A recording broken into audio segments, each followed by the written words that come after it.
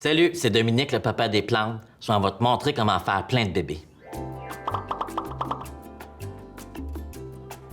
Présentement, il y a vraiment un engouement intense sur les plantes, donc ce qu'on veut faire, c'est un baby boom. Je te montre en fait la méthode la plus facile, ça sera de couper au bon endroit et de le mettre dans un petit pot avec de l'eau, puis là d'attendre. Ça prend de la patience quand on veut faire des boutures de plantes. Bien entendu, tu ne vas pas aller couper une petite plante qui commence, tu veux lui laisser de l'énergie pour qu'elle devienne éventuellement une plante mère, faire des petits bébés pour partager. Je t'ai apporté quelques spécimens pour te montrer. Comme mettons ici le philodendron en plante suspendue qui est très facile à bouturer. Tu vas venir couper juste en dessous des nouvelles racines qu'il y a ici. Pas plus compliqué que ça. Tu viens les sacrer dans l'eau de même dans ton petit pot. Puis là, t'attends.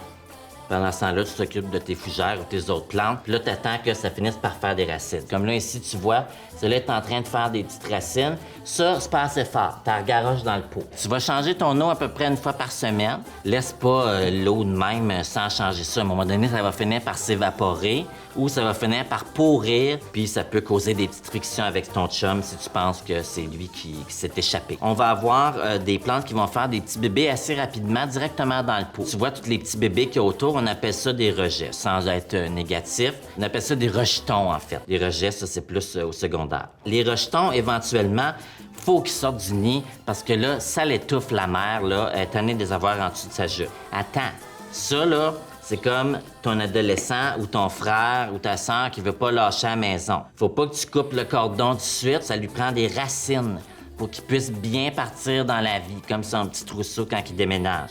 Fait que j'attendrai qu'éventuellement, ici, mon petit rejeton ait plusieurs racines. Là, je viens le détacher de la mère, puis à ce moment-là, je vais aller le planter. Et la plante araignée, elle va t'en sortir direct de même. Elle les sort du pot, les bébés, comme si elle les jetait en dehors du nid. On appelle ça des stolons. Puis là, tu viens le couper ici, tu pourrais venir à ce moment-là directement le planter dans ton terreau.